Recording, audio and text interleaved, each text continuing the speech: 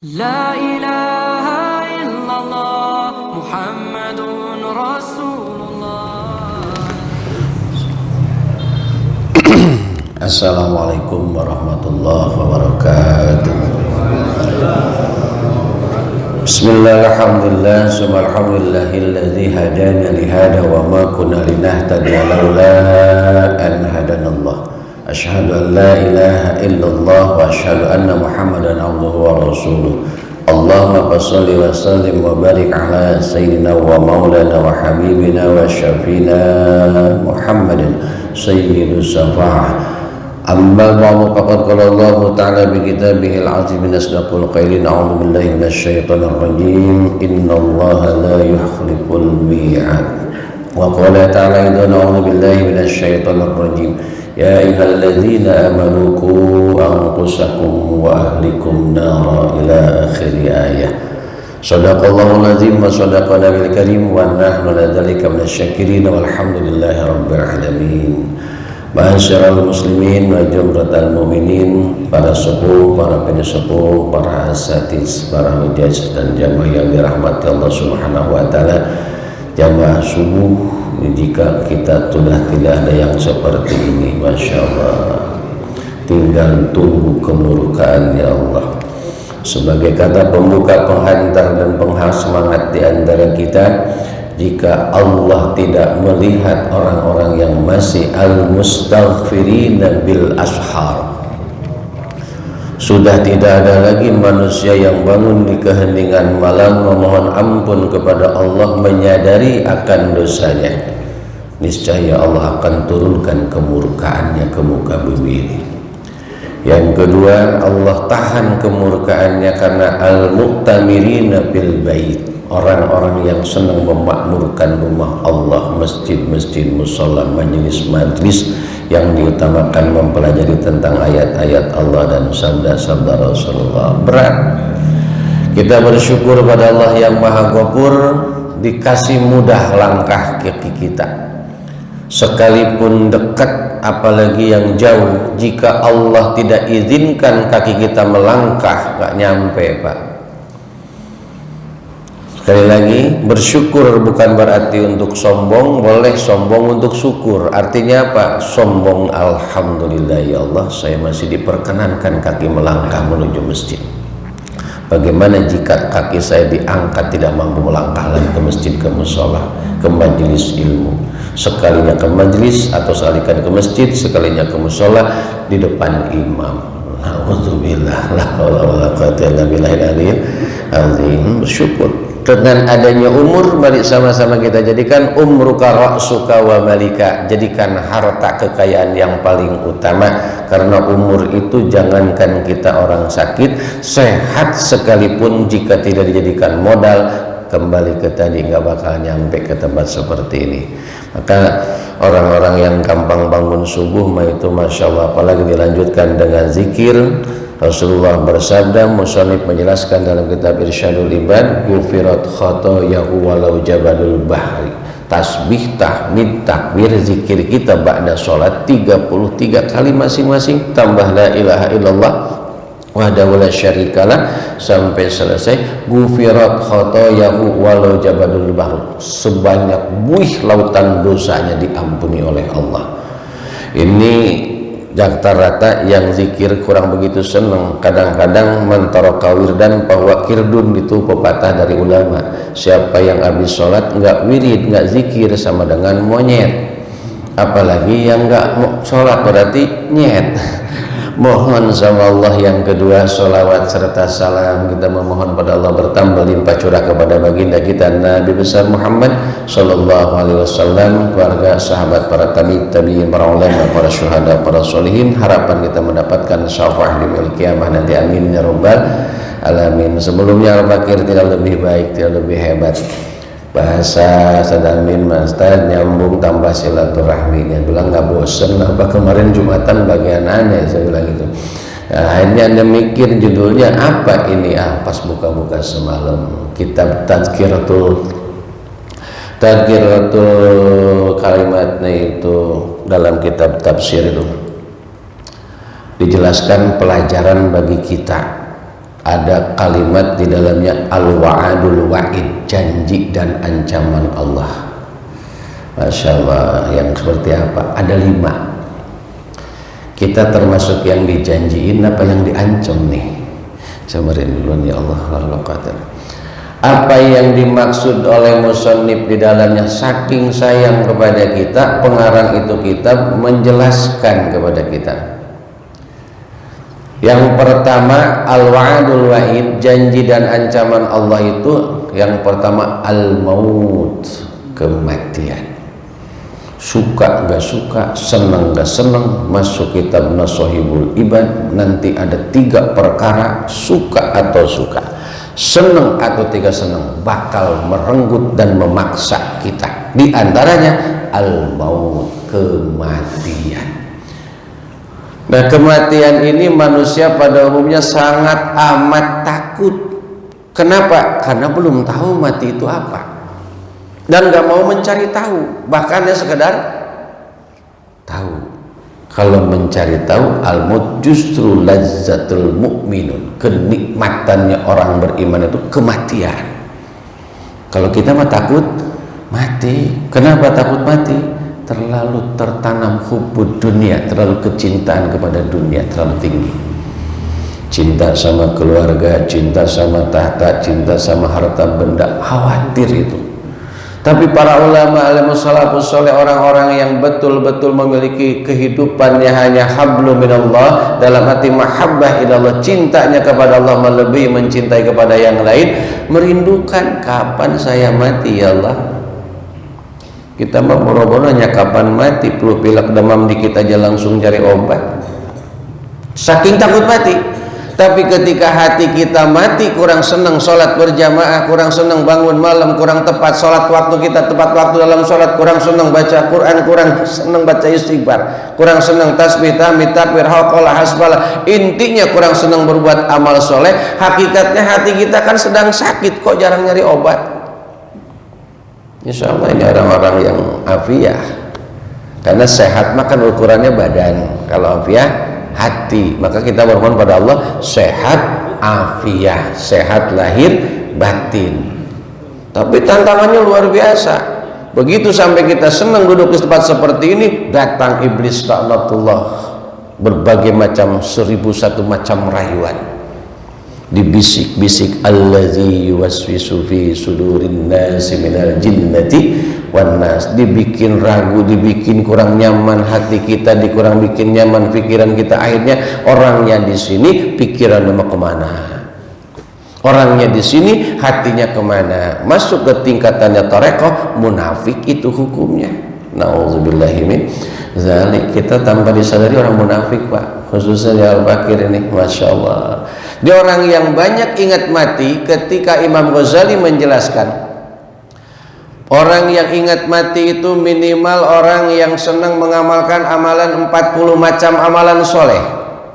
Pernah Al-Bakir sampaikan dulu, orang yang memiliki kecintaan kepada kematian dan merindukan akan kematian, tidak takut akan mati, bukan berarti sombong, melainkan meyakinkan kehidupan setelah hidup ini yang namanya mati itu lebih indah daripada hidup yang sekarang kita rasakan. 40 amalan, cirinya jangan kurang sehari semalam kita 40 rakaat sholat kita, wajib, rawatib dan nawafilnya. Al-Bakir nitip sekali lagi bagi yang belum, bagi yang sudah, pertahankan bahkan lebihi.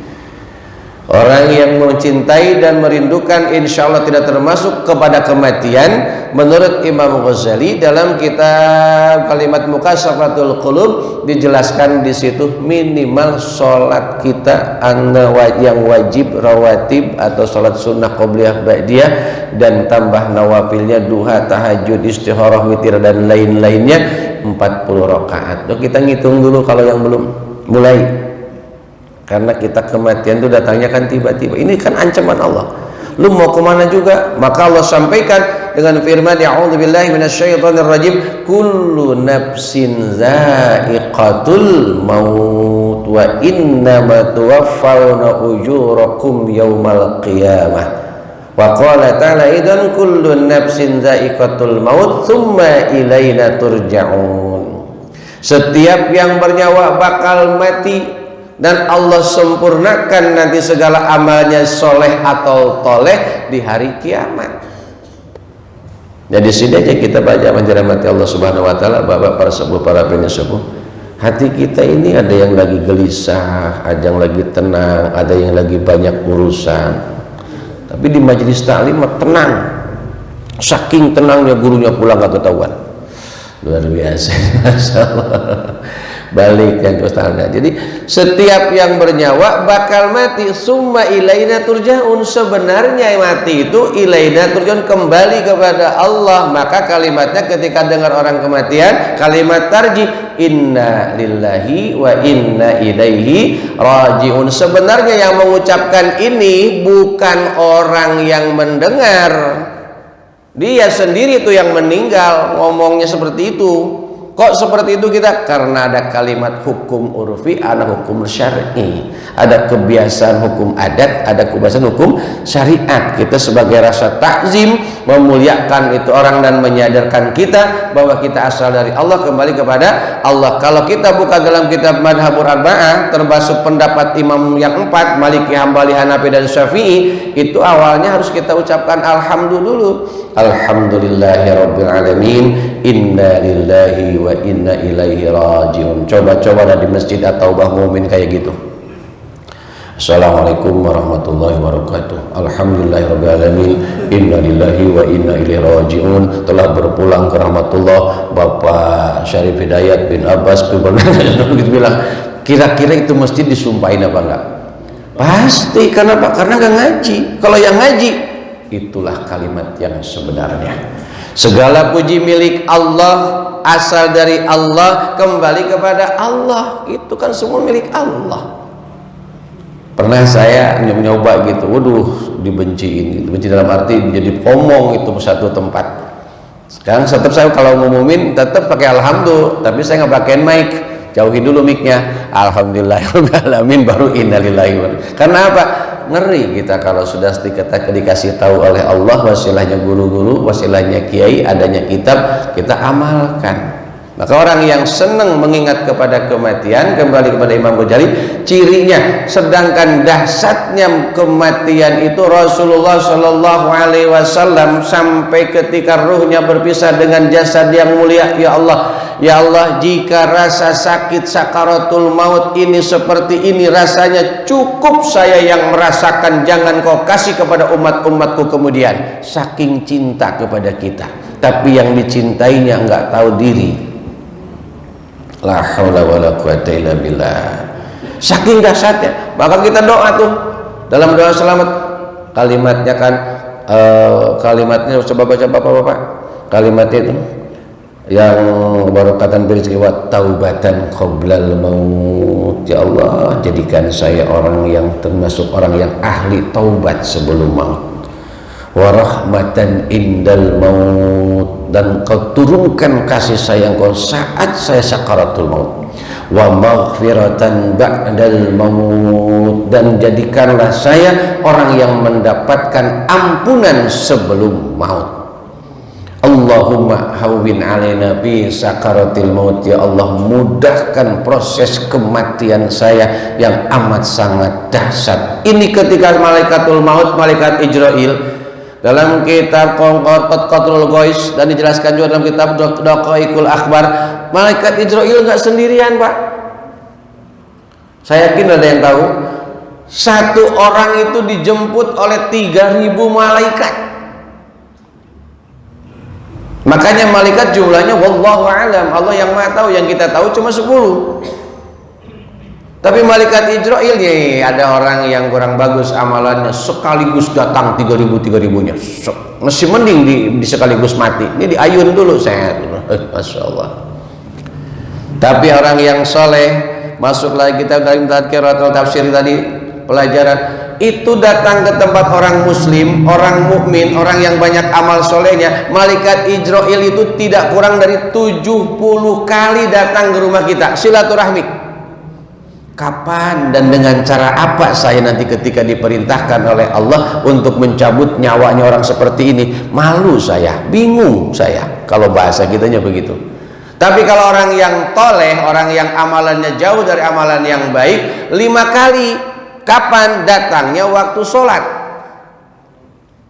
Kalau sampai 5 waktu sholat ini masih nggak sadar-sadar juga, bahasa kitanya mah diancam tuh sama malaikat. Awas loh, kalau nanti malaikat sudah yang diperintahkan oleh Allah, malaikat Israel bilang begitu tuh, kita siap-siap cabut dari segala penjuru 360 sendi menurut Rasulullah, tarik semuanya. Masya Allah. Sedangkan al-mautu kal fautul misbah, kematian ada di atas ubun-ubun kita. Yang bagus dari ubun-ubun sini, pernah Al-Fakir ngadapin orang yang sedang sakaratul maut, anak muda tabrakan di Tangerang kota, rumah sakit. Orang tuanya ngajak ke sana, udah berapa kiai datang ke sono. Saya bilang bukan kiai, saya mah ya ustadz abal-abal, saya mah dah lagi belajar pengen jadi ustadz. Nyampe ke sono dizikirin Pak, karena ini anak satu durhakanya luar biasa kepada orang tua selama hidupnya. Yang keduanya kerjaannya maksiat melulu, yang keluar dari mulut cuma 2 kata, binatang yang najis dua-duanya. Begitu nampak malaikat Israel, mungkin dinampakkan oleh Allah, besar dan menakutkan luar biasa. Malaikat-malaikat yang lain keluarlah kata-kata yang tadi binatang. Anjing, takut gua, sakit banget gua, takut gede banget, serem banget, siapa sih lu? Dizikirin pun gak nyampe ke telinga. Kenapa? Karena kebiasaan sehari-harinya gak ada seperti itu. Jangankan orang yang seperti itu, Bapak jamaah dirahmati Allah Subhanahu wa taala, pernah ada suatu cerita kiai punya burung beo, nggak dilatih dengan suara burung, tapi salam, tasbih, tahmid, takbir. Suatu saat di pagi hari kiai ngempanin itu burung, lupa ditutup, terbang tuh burung. Begitu terbang nabrak pilar, mati. Nangis tuh kiai. Lurah santri rupanya ngamatin itu, Pak Kiai, kenapa engkau nangis? Kenapa-ngapa, burung mah gampang, nanti saya cari lagi yang lebih hebat lagi daripada itu. Tahu kamu saya nangis? Kata Kiai. Tidak tahu Kiai, burung kamu tahu sendiri tuh, setiap hari nggak ada ocehan burung pada umumnya, tapi tasbih, tahmid, takbir, salam dan lain sebagainya. Tapi ketika mati, 1 kata pun nggak ada yang keluar dari burung tersebut. Yang gua pikirin, yang gua takutin, yang gua nangis, khawatir gua nanti mulut kita nggak mampu mengucap kalimat-kalimat thayyibah. Itu yang ditangisin, bukan hilang burungnya, bukan mati burungnya. Apa pernah kita berpikir, ya Allah, ini ketika mulut saya berhenti berbicara, karuniakan kalimat tauhid. Man kana akhiru bi kalamihi la ilaha illallah dakhala al-jannah. Ini kalimat tauhid cuma 12 huruf. Sehari-hari kita ngobrol gampang, tapi ketika sakaratul maut emang semudah itu kita ngomong ya. Masya Allah, beratnya luar biasa. Tergantung kebiasaan kita dengan ketulusan. Maka ketika al-maut ini ancaman dari Allah menjadi bahan untuk tujuan kita, salah satu kerinduan kita, insya Allah kita nggak bakal takut dimanapun, kapanpun. Kan kematian mah pasti. Mungkin sekarang kita sudah ditunggu oleh malaikat Israel di muka pintu rumah kita. Dari tadi nih gua tunggu ini, lama amat sih di masjid loh. Tapi masya Allah. Nah, balik dulu riwayat dulu bagaimana sikap sifat malaikat kematian gitu, malaikatul maut. Pernah riwayat juga Nabi Ibrahim alaihissalam setelah berdakwah dan sebagainya, nyampe ke rumah, rumah masih terkunci. Begitu assalamualaikum, buka pintu, waalaikumsalam, ternyata di rumahnya ada manusia yang gantengnya luar biasa, wangi harumnya luar biasa. Nabi Ibrahim adalah salah satu nabi yang paling pencemburu, luar biasa, marahnya luar biasa. Begitu terakhir kalimatnya, siapa engkau? Ini rumah saya, ada yang lebih memiliki. Saya diperintahkan dari yang maha memiliki rumah, maha memiliki segalanya. Oh, berarti ini malaikat. Nah, paham langsung, komunikasi nggak begitu lama. Saya mau jemput ente, wahai Ibrahim. Aduh, wahai malaikat, saya pengen tahu dulu nih supaya saya lebih yakin sebelum saya mati. Saya sampaikan sama keluarga, sama saudara saya. Sifat engkau jika menjemput manusia yang tidak beriman kepada Allah seperti apa? Nggak bakal sanggup engkau Ibrahim, pasti kau bakal pingsan, bisa mati mendadak. Pokoknya saya minta, Ya kalau begitu berbaliklah. Yang tadinya tampang rupawan, yang istimewa, yang harum baunya luar biasa, begitu berbalik sejenak, balik lagi ke Ibrahim. Begitu balik Nabi Ibrahim langsung pingsan ngelihat tampang rupawan malaikat Israil yang amat sangat menyeramkan dan baunya luar biasa, pingsan. Apalagi macam kita, Nabi yang maksum, yang dipelihara oleh Allah, jaminannya menjadi ahli surga. Kita mau boro-boro jadi ahli surga, apa masuk apa kagak nih kita? Insya Allah sekedar masuk mah pasti, tapi kapan? Wallahu a'lam. Jadi kasatu maut aja kita bahas, masya Allah. Yuk bareng-bareng kita sadarkan diri kita masing-masing, khususnya Al-Fakir nih. Besok lusa mati, alhamdulillah. Maka dari waktu ke waktu tuh ngobrol kita, alhamdulillah ya Allah sampai ke zuhur di umur saya.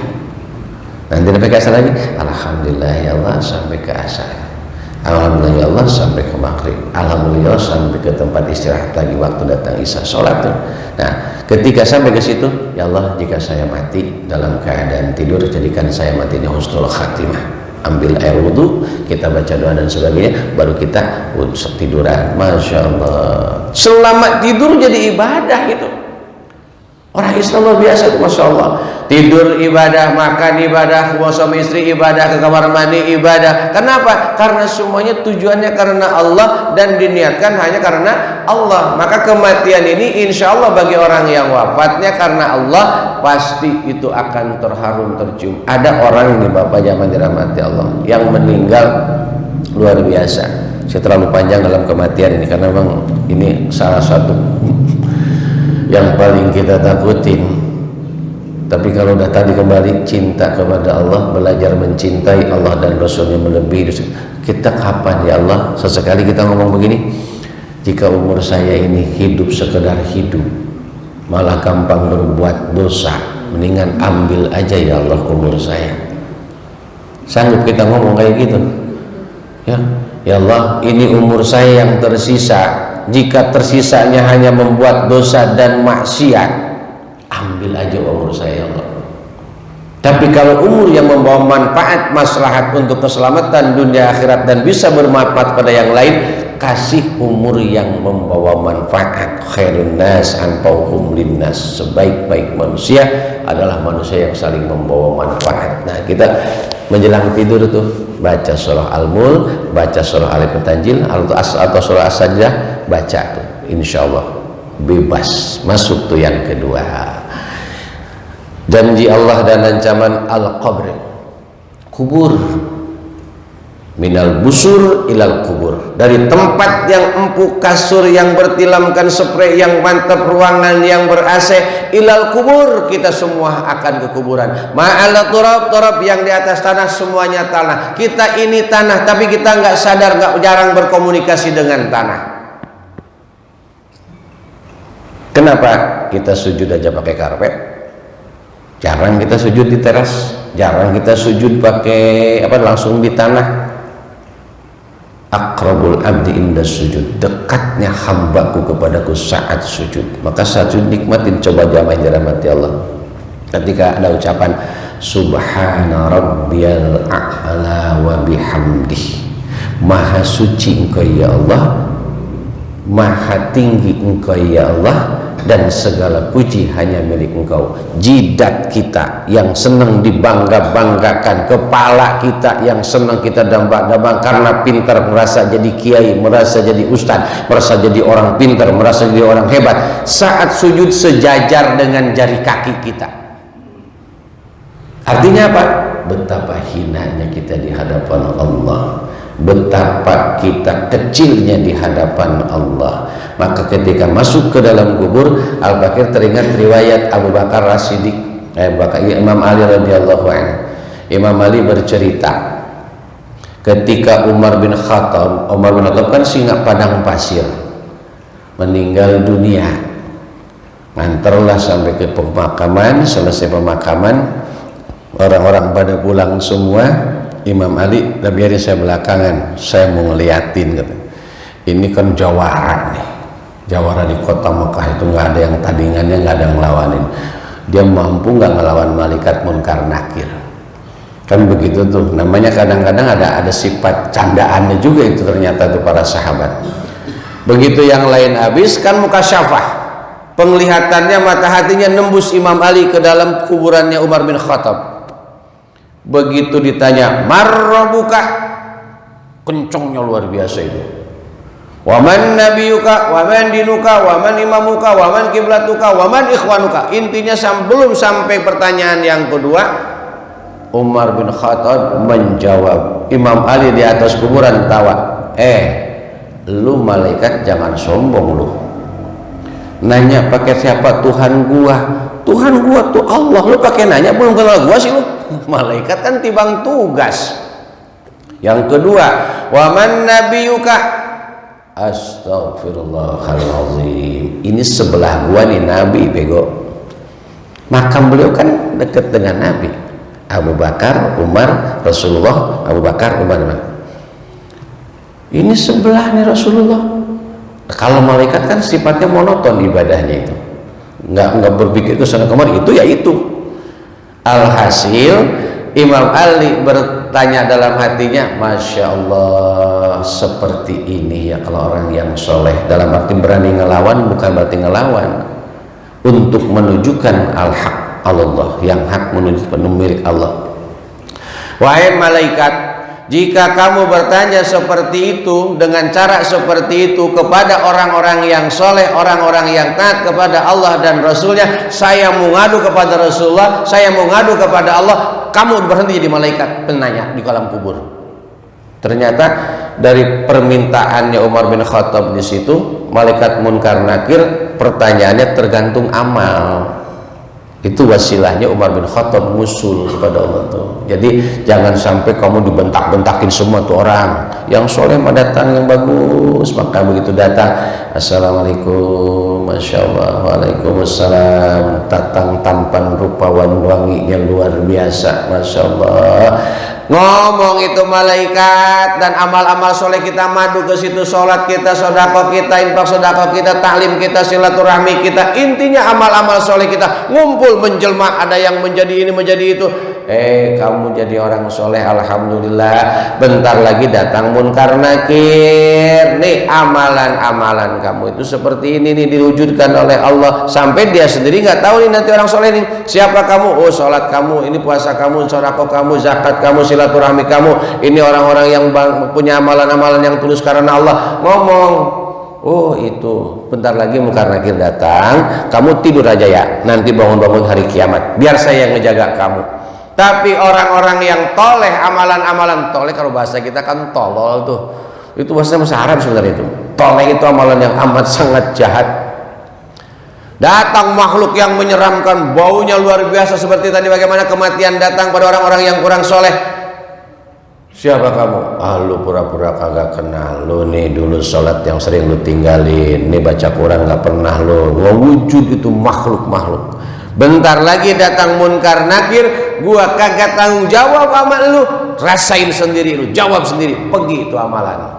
Tuh kalau orang-orang yang punya dosanya belum sempat taubat seperti itu, jika kita bicara kayak gini kan kayak main-main, itu ada kitabnya. Kalau yang nggak percaya, emang dulu lu pada kesono lu kan begitu kan gitu. Ada orang yang ngomong kayak gitu, lu kagak percaya sudah lu. Kan ada dalam surah Al-Baqarah awal-awal, alladzina yu'minuna bil ghaibi wa yuqimuna sholata wa mimma razaqnahum yunfiqun. Orang-orang yang beriman itu adalah orang yang beriman kepada yang gaib. Siapa itu yang gaib? Makna dalam kitab tafsir Jalalain adalah al-ba's, hari kebangkitan. Yang kedua al-jannah, surga. Yang ketiga an-nar, neraka. Ini gaib. Karena Bapak semua iman kepada hal yang gaib, maka senang duduk seperti ini. Kalau orang yang gak beriman kepada yang gaib, maha gaib Allah, memiliki sifat-sifat kegaiban makhluk-makhluk yang lainnya, surga, neraka, pahala, siksa, itu gaib. Yauma nub'atsu ma fil kubur, dibangkitkan nanti dari kubur adalah gaib juga. Kalau yang gak beriman kepada hal yang demikian, mana mau duduk seperti ini. Padahal setiap pagi doakan Rasulullah, Allahumma barik li ummati fi bukuriha. Ya Allah, berikan keberkahan kepada umatku yang bangun di pagi hari. Ada yang lebih pagi? Ada, jam 2. Cepat bangunnya. Kemana? Ke pasar. Bangun ambil air wudu, Ya Allah. Yang kedua, ancaman Allah adalah kuburan. Ada nikmat kubur, ada siksa kubur. Saking dahsyatnya siksa kubur, Rasulullah mengajarkan kepada kita sebelum kita salam setelah membaca tasyahud bil alamina innaka hamidum majid, kita memerintahkan, dicontohkan Rasulullah SAW memohon perlindungan kepada Allah. Allahumma inni a'udzubika min azabil qabri, minimal segitu. Kalau kita panjangan bagus lagi. Allahumma inni a'udzubika min azabil qabri wa min azabin nar wa min fitnatil mahya wal mamati wa min fitnatil masiihid dajjal. Ya Allah, saya berlindung kepada Engkau dari segala siksa kubur, fitnah dajjal saat saya hidup, saat saya mati. Itu memohon perlindungan. Rasul masih berdoa sebelum salam saking dahsyatnya siksa kubur, padahal Rasulullah maksum, terpelihara dari segala semacam ancaman dan siksa. Kenapa? Yang lalu sekarang akan datang sudah terampuni oleh Allah akan segala dosanya, karena Rasulullah tidak pernah berbuat dosa kayak kita. Masya Allah. Kita mohon pada Allah nih dikasih hati mengenal dosa dan bisa menghindarkan segala perbuatan dosa. Nah, kita mohon pada Allah juga nih hati bisa dikasih melek oleh Allah, senang beribadah pada Allah Subhanahu wa Ta'ala. Ini kuburan, minal kubur ilal busur. Maka benar kata Bang bila ibu-ibu suka senandung tuh di majelis taklim kan, bila Ijrail datang memanggil, dasar terkujur di pembaringan, seluruh tubuh akan menggigil, sekujur badan dan kedinginan. Datang masanya, insaflah diri, selimut putih pembalut badan. Saya tanya di rumah, ada yang udah siapin kain kapan? Ya, kalau perlu bikin. Saya memang agak gede, saya simpen untel-untel, saya gunting dari kain kapan itu, dari yang memang ada di musola itu, simpan di tempat pakaian. Asal buka, ya Allah ini pakaian kita yang terakhir tuh ini. Itu pun kalau ada yang makein, kalau enggak, di pakaian kayak gini-gini mah kita pada punya kan ya. Itibari kita untuk jadi pelajaran, ini pakaian saya yang terakhir. Itu pun kalau ada yang makein. Masya Allah. Maka di dalam kubur ini orang-orang yang para waliullah, orang-orang soleh itu komunikasinya enak. Kayak kita ngobrol lagi hidup kayak gini aja. Karena apa? La mauti li qabrihi. Orang-orang hebat dalam keimanan nggak wafat dalam kuburan, cuma pindah alam doang. Ya kalau yang banyak dosa maka disiksa terus. Sedangkan di dalam kubur itu, dalam kitab Irsyadul Ibad dijelaskan, Rasulullah bersabda ada binatang yang bernama tinin. Tinin itu pernah kita bahas juga, itu semacam ular, punya kepala 7. Setiap kepala punya 7 kepala lagi. Setiap gigitan kepalanya itu rasa sakitnya tidak kurang daripada selama 40 tahun. Jadi 40 tahun itu berarti kalau dalam satu riwayat, satu hari akhirat itu sama dengan 1 sampai setahun dunia. Satu hari di kubur tuh, kalau satu hari akhirat kan 1000 tahun dunia.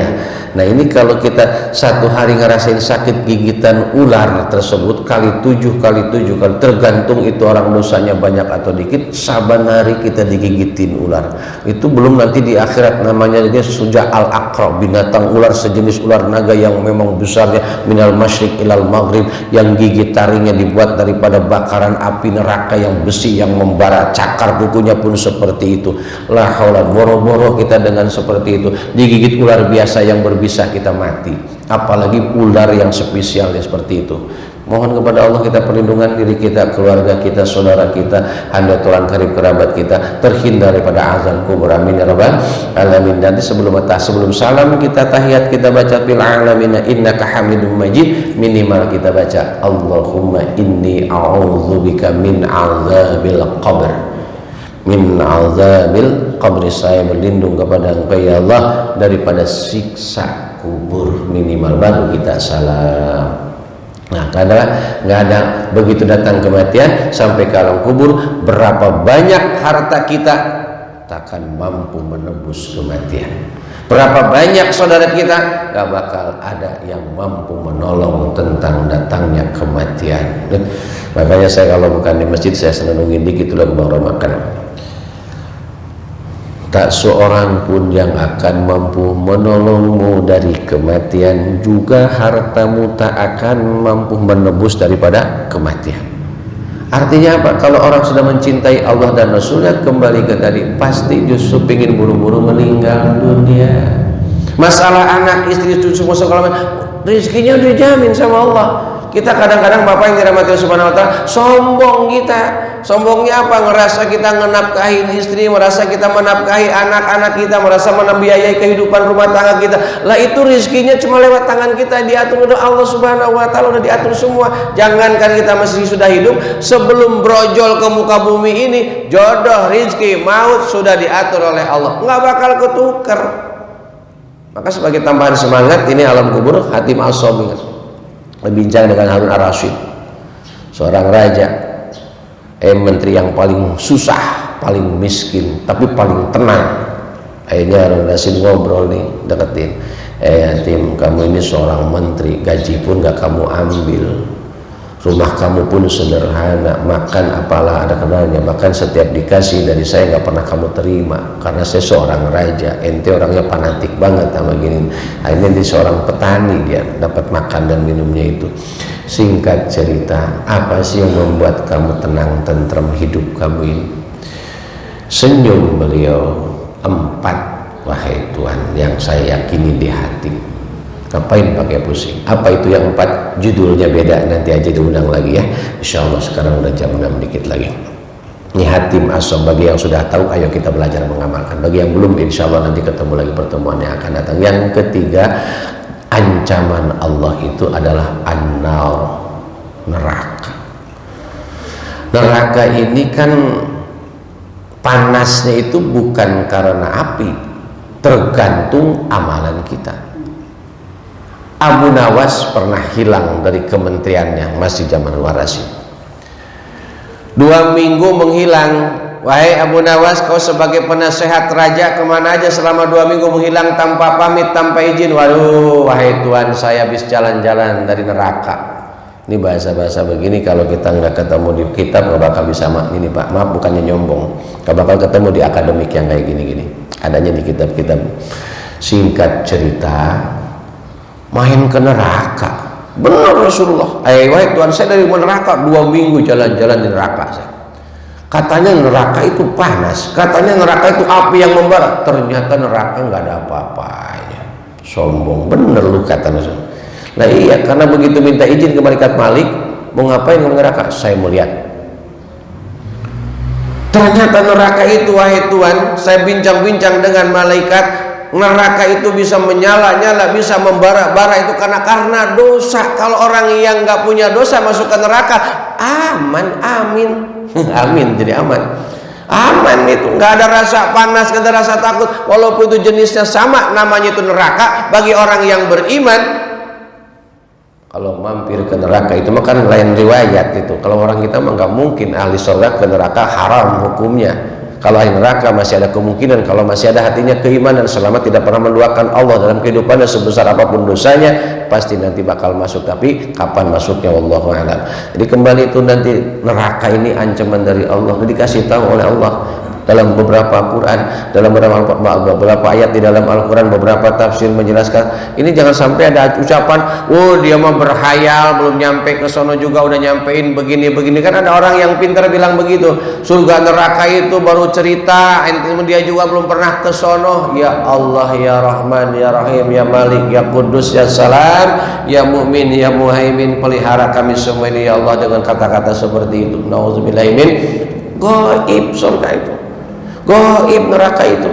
Jadi hanya orang-orang yang beriman kepada yang gaib lah yang meyakini akan hal yang demikian, maka hidupnya senang duduk-duduk di tempat yang bersih, badannya bersih, pakaiannya juga bersih, tempatnya juga bersih. Orang yang menuju kepada Allah nggak sembarangan tempat.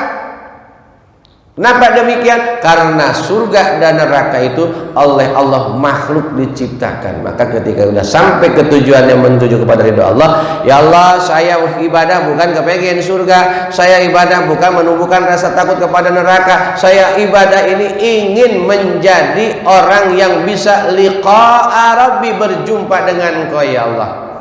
Kita mah ibadah kan ingin masuk surga, maka tumbuhlah pendapat Imam Ghazali dalam kitab yang sama tadi Muqassabatul Qulub, tumbuh keikhlasan. Ada ikhlas muqtadin, ada ikhlas muhibbin, ada ikhlas arifin. Ini kan judulnya beda. Nanti kita akan bahas lagi pertemuan yang akan datang tentang ikhlas. Itu kesimpulannya baru sampai 3 padahal ada 5. Yang ke-1, ayo kita yakini Allah sudah ngancem sama kita, lu di mana aja lu bakal mati lu. Mati nih. Lu di mana aja lu bakal mati. Kuburan kita di mana? Wallahu a'lam. Kita bakal mati di mana nanti? Bakal kubur di mana nanti? Ada yang bertanya nih sebelum kita tutup. Dan kalau orang meninggal di atas pesawat atau tenggelam dimakan ikan dan lain sebagainya, kejadian-kejadian yang kurang wajar, tabrakan di jalanan sampai hancur luluh semuanya badannya, apa dia ngalamin rasa sakaratul maut sakitnya? Allah maha adil, innallaha la yukhliful mi'ad. Allah itu nggak pernah ingkar janji. Rasa sakit dirasakan bersama. Sakaratul maut tergantung amal itu tadi. Bagaimana tentang kuburannya dia? Kuburannya dia memang lautan, kuburannya dia memang luar angkasa, kuburannya dia memang di dasar laut, kuburannya dia memang di daratan. Itu macam-macam kuburan kita. Jangan berpikir itu kuburan hanya yang ada di daratan ini, bukan. Bagaimana dia merasakan nikmat kubur, siksa kubur apa enggak? Allah maha adil, pasti bakal merasakan dia nikmat atau tidaknya mendapatkan di dalam kubur itu. Orang yang mendapatkan rahmat atau mendapatkan laknat. Yang mati di pesawat enak ya, kan hancur semua badannya, nggak bakal ngerasain siksa kubur dong. Masya Allah. Coba dah ente naik pesawat terus meledak pesawatnya, buktiin kalau nggak percaya. Pasti bakal ngerasain sakaratul maut, bakal ngerasain tentang nikmat dan siksa kuburnya. Kan nanti dikubur, yauma nub'atsu, dikumpulkan kembali kita di akhirat. Sebelum ke akhirat namanya alam mahsyar. Titik alam mahsyar itu menurut suatu kitab dijelaskan, ulama menjelaskan, nanti kita bakal berkumpul semua di Palestina. Alam mahsyar titik awalnya di situ, menuju ke alam akhirat yang bernama surga dan neraka. Makanya sebelum tutup juga kita selalu bermohon pada Allah nih, dikasih sadar hati sebelum kita tidur, renungkan, ya Allah, ini saya hidup manusia, kalau saya nanti mati kira-kira suul khatimah apa husnul khatimah ya Allah. Dan kalau saya dalam kubur, saya dapat nikmat kubur apa siksa kubur. Nanti ketika bangkit di alam mahsyar, dibangunkan kembali sebagai pertanggungjawaban atas amal hidup saya di dunia, termasuk orang yang beruntung atau orang yang rugi ya Allah. Apa muka saya akan tetap seperti ini, tutup dengan tutupan nilai ketakwaan? Karena apa? Urian semua kita adalah telanjang semua kita di alam mahsyar nanti. Libasut taqwa, kecuali orang yang bertakwa yang berpakaian. Sampai kalau udah kayak tombak, satu tombak matahari di atas ini, yang keempatnya tentang kiamat, itu kelimanya nanti tentang jannah, ini dia janjinya Allah. Begitu kita masuk ke alam akhirat nanti, kan muka kita berubah nanti. Kalau kita buka dalam kitab Nuratul Nasihin, amal kita tergantung di dunia ini. Begitu bangkit dari alam mahsyar, dari kubur kita masing-masing, dimanapun mereka berada, dimanapun mereka berada, ada yang tumbuh mukanya muka babi hutan, badannya manusia. Ada yang tumbuh tanpa tangan, tanpa kaki, karena hanya badannya doang. Ada yang tumbuh mata dan telinganya dicolok-colok sendiri, mulutnya digunting-gunting. Ada yang tumbuh perutnya sebesar gunung. Ada yang tumbuh berpenyakit sopak dan dia mata potong-potong badan sendiri. 12 macam rangka, cuma satu yang kelihatan betul-betul normal. Kita pingin yang satu aja, yang ke-12. Dimohon kepada Allah Subhanahu wa taala sebelum Al-Fakir tutup, dikit lagi waktu suruh udah mas dikit ya. Kita bermohon pada Allah nih, yang khususnya yang hadir, umumnya jamaah Masjid At-Taubah, dikasih hatinya, hati senang beribadah dalam setiap langkah, bukan hati yang mikirin duit aja, hati yang mikirin ingin itu. Capek bener Pak, kalau kita banyak keinginan capek, akhirnya kita banyak utang. Tapi kalau belajar kita meyakinkan diri tujuannya hanya mengharap ridho Allah, insya Allah hati kita bakal digiring, nggak kepengen ini, nggak kepengen itu, yang pengen merasakan lazzatul ibadah. Ketika sholat pingin terasa nyaman, tenang, tentrem, nikmat. Ya Allah, kau sering seneng saya ngasih makan, ngasih minum, mama saya sering merasakan nikmat, sering merasakan nikmat berkeluarga, beranak, beristri, berkeluarga. Saya sering kok. Itu zohir yang banyak merasakan. Ya Allah, saya pengen batin saya merasakan lazzatul ibadah, kenikmatan ibadah, ada rasa rindu kepada Engkau ya Allah. Allahu Akbar, ta'alluq, hati saya hanya bergantung kepada Engkau. Ini mah kita malayan. Allahu Akbar, ingat sama jatuh tempo, duit belum ada, di rumah pada sakit, usaha enggak, ya pusing, bikin pusing sendiri. Kayak kita ini udah diatur sama Allah, maksain, belum sanggup, belum bisa, jangan pakai ngutang-ngutang. Ya, saya juga lagi ngutang karena masih udah berhenti sih, alhamdulillah. Dekat doa jamaah semua dari 2007 saya punya ya beli, yang nggak punya pasti kalau memang udah waktunya ada. Al-haq Allah itu belajar menanamkan itu nggak cukup 2-3 tahun, bahkan puluhan tahun. Al-Fakir pun masih belajar, maka minta doa, doakan Al-Fakir biar jadi orang yang soleh. Begitupun untuk kita semua, amin ya robbal alamin. Sebelum Al-Fakir itu mungkin ada yang dipertanyakan, jika Al-Fakir bisa jawab, insya Allah Al-Fakir jawab. Jika tidak, mari sama-sama kita belajar, sama-sama tidak pernah berhenti. Allahu a'lam. Saya cuma sekalian sekalian dengan Ustazi dan jawab. Alhamdulillah. Ya, dua aja. Ya sekali. Assalamualaikum warahmatullahi wabarakatuh. Waalaikumsalam warahmatullahi wabarakatuh. Ini Tat, yang ini kan judulnya janji dan ancaman Allah. Dalam surat At-Taubah ayat 24 itu terakhir dikatakan Allah, tunggu sampai aku mendatangkan satu keputusan. Apabila engkau mencintai lebih apabila engkau depannya itu mencintai lebih daripada aku, maka tunggu sampai aku mendatangkan satu keputusan. Apakah itu termasuk dalam janji atau ancaman? Karena tadi Pak Ustadz katakan bahwa ancaman itu kan ancaman neraka gitu. Iya. Nah ini termasuk dalam ancaman apa janjinya Allah? Iya. Itu aja Pak Ustadz. Makasih. Makasih. Langsung aja ya jawab. Jadi ketika Allah menyampaikan kembali ke awal pembicaraan tadi kita, sebenarnya Allah ingin menurunkan murkanya kepada manusia yang sudah lalai dan amat sangat berbuat dosa. Jika tidak melihat masih ada orang yang senang tadi, 3, al-mustaghfirina bil ashar, orang yang senang mohon ampun kepada Allah, bukan hanya untuk dirinya tapi untuk orang muslimin muslimat. Yang kedua, al-mu'tamirina fil bait, yang masih senang memakmurkan tempat-tempat atau rumah-rumah Allah seperti ini. Yang ketiganya, al-muhibbina alaih, dan saling mencintainya karena Allah.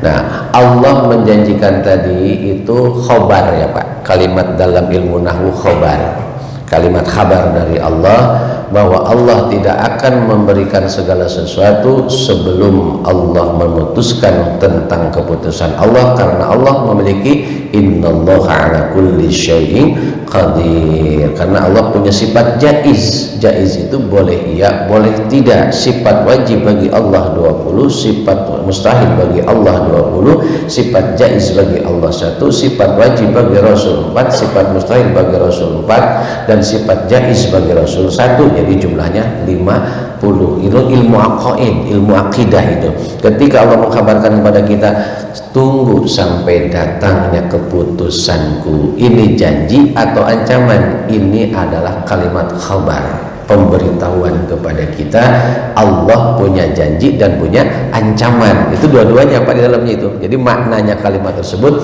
makna memiliki janji dan ancaman Allah. Yang 5 baru kita bahas 3 kan. Jadi 1 maut, kubur, neraka. 4, 5 ngutang dulu. Insyaallah. Allahu a'lam. Puas ya. Jadi intinya janji dan ancaman Allah itu. Ya. Yang lain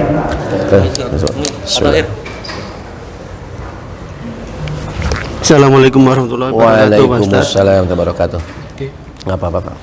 Saya mau menanyakan apa yang disebut mati suri itu, Ustaz? Oh, iya. Karena pengalaman kakak saya udah meninggal, lo dikafanin. Pas begitu mau dikafanin hidup lagi gitu. Iya. Terima kasih. Assalamualaikum warahmatullahi wabarakatuh. Ini mati suri sebuah alam yang Allah karuniakan kepada orang-orang yang memang Allah punya tujuan yang tersendiri.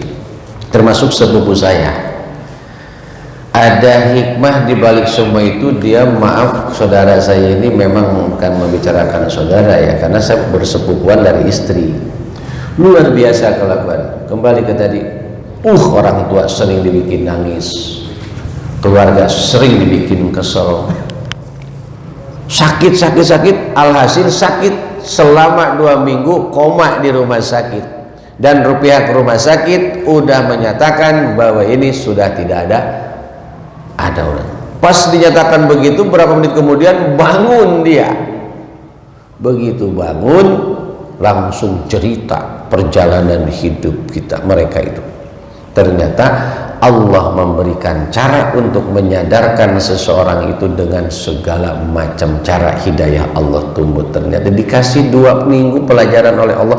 Masya Allah, sekarang itu bocah jarang ketinggalan jamaah, usaha pun nggak pernah. Artinya apa? Cukup memohon kepada Allah. Tapi anak istrinya sejahtera karena yakin sudah diatur sama Allah. Ibadahnya luar biasa. Kalau macam kita, saya sampaikan Bapak tadi, ada keluarga yang seperti itu. Nah, ada 2 kemungkinan. Ketika Allah menambahkan hidayah dalam cara seperti itu, orang itu menambahkan ketaatan kepada Allah. Ketika hanya sekedar perjalanan hidup, orang biasa-biasa aja, dan dinamakan mati suri, itu adalah nisful maut, setengah daripada kematian. Yang matinya adalah bagian dari jasad, bukan dari ruh.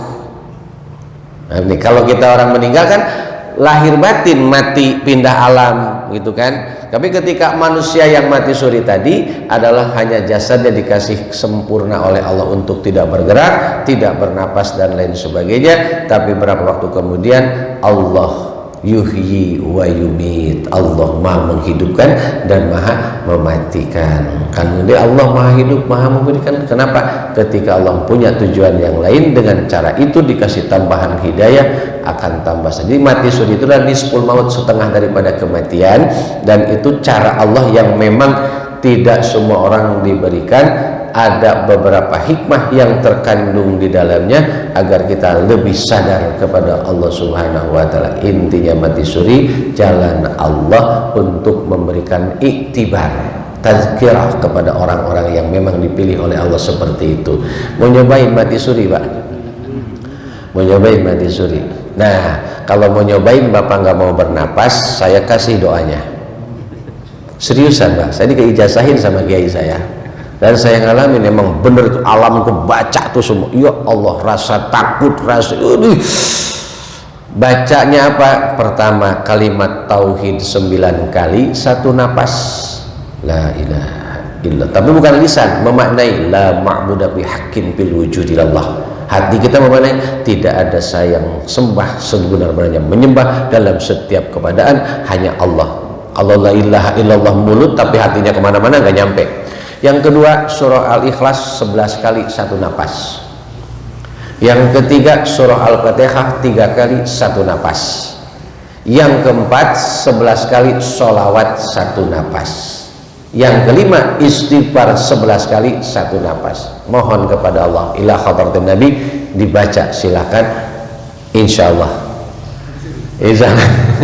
Jadi walaupun gak mati suri, ada semacam impian gitu, Pak. Ada hal-hal yang memang nggak pernah kita bayangkan sebelumnya, tapi nggak cukup sekali itu, berkali-kali kita ulang. Tapi orang yang soleh, yang hatinya jernih, yang bersih, nggak kayak saya kotornya gitu, gampang insya Allah. Kalau saya makan orang kotor jadi susah tuh, bisa 2, 3 kali, 4 kali. Tapi kalau masih belum ngalamin, coba. Apa tadi amalannya? Ya, nanti minggu yang akan datang atau bulan yang akan datang atau kapan aja Allah pertemukan wasilahnya saudara Al-Fakir di sini, insya Allah. Moga-moga ini jangan puas jawabannya. Kalau puas nanti nggak nemenin saya lagi gitu. Insya Allah, wallahu a'lam. Jadi ada lagi 3 biar ganjil. 1 lagi. Jika memang ada, alhamdulillah. Jika tidak, udah. Ini belah kanan saya semua, nih belah kiri belum, belah depan belum. Udah, kalau memang udah cukup, alhamdulillah, saya terima kasih. Masih ada? Yang mana? Oh, amalannya. Amalannya satu kalimat tauhid, la ilaha illallah 9 kali satu napas. Al-Ikhlas 11 kali satu napas. Jadi wasol semua ya. Yang ketiga Al-Fatihah berapa kali tadi? 3 kali satu napas. Yang keempat sholawat 11 kali satu napas. Yang istighfar saya. Yang terakhir sholawat. Yang keempat istighfar 11 kali satu napas. Terakhir sholawat 11 kali satu napas. Dicoba dalam seminggu, pasti ketemu di antara yang 7 itu. Malam apa? Plek tidur, masya Allah. Jadi bukan alam ini, susah diomongin lah. Bukannya saya sombong, bukan. Jadi apa yang saya rasakan, apa Al-Fakir pernah ngalamin, yang nikmat-nikmat saya bagi dah. Tapi kalau yang jelek-jelek jangan, cukup saya yang ngerasain. Ya. Ngeri juga itu salahnya nih. Wallahu a'lam bishawab. Semoga kita mohon kepada Allah, kita mohon dengan kebersamaan kita ini dicatat oleh Allah sebagai amal soleh. Dengan umur yang tersisa kita bermohon pada Allah umur yang sehat, afiat, kokoh, kuat akidah, rizkinya berlimpah ruah untuk ibadah dan dakwah, keturunan kita soleh-solehah, keluarga yang sakinah mawaddah warahmah. Paling utama kita bermohon pada Allah jika wafat kita semua husnul khatimah, amin ya mujibas sa'ilin. Wallahu a'lam bishawab. Kullu jami'an astaghfirullahaladzim, astaghfirullahaladzim, astaghfirullahaladzim wa atubu ilaih min jami'il ma'asi wal dhunub. La hawla wa la quwwata illa billahil aliyyil azim. Qala Nabi sallallahu alaihi wasallam, Abdul Bakul tuana wa nabiyuna min qabli. Harapan kita, ucapan akhir ketika ruh berpisah dengan jasad kita, Allah mudahkan. La ilaha illallah, la ilaha illallah, la ilaha illallah, Muhammadur Rasulullah sallallahu alaihi wasallam. Ghafaratul majlis. Subhanakallahumma bihamdika asyhadu an la ilaha illa anta astaghfiruka wa atubu ilaik. Rabbi zidna ilma warzuqna fahma. Allahumma ij'al jaman hadha jaman marhuma wa tafarraquhu min ba'di wa tafarraquhu ma'suba. Rabbana la tuzigh qulubana ba'da idh hadaytana wa hab lana min ladunka rahmatan innaka antal wahhab. Rabbana atina fid dunya hasanatan wa fil akhirati hasanatan wa qina adzabannar wa adkhilna jannata ma'al abrar ya aziz ya ghaffar ya rabbal alamin. Rabbana taqabbal minna innaka antas samiul alim wa tub alaina innaka antat tawwabur rahim. Wa sallallahu ala sayyidina Muhammad wa ala alihi wa sahbihi ajma'in bi fadlika subhana rabbika rabbil izzati amma yasifun wa salamun alal mursalin walhamdulillahi rabbil alamin. Ya mujibas sa'ilin al-Fatihah. A'udzu billahi minasy syaithanir rajim. Bismillahirrahmanirrahim. Alhamdulillahi rabbil alamin arrahmanir rahim maliki yaumiddin. Iyyaka na'budu wa iyyaka nasta'in. Ihdinas siratal mustaqim. Siratal ladzina an'amta 'alaihim ghairil maghdubi 'alaihim waladdallin. Amin ya mujibas sayyidin. Usikum wa nafsi bitaqwallah. Maaf segala kurangan Al-Fakir. Ila liqa insyaallah. Assalamualaikum warahmatullahi wabarakatuh.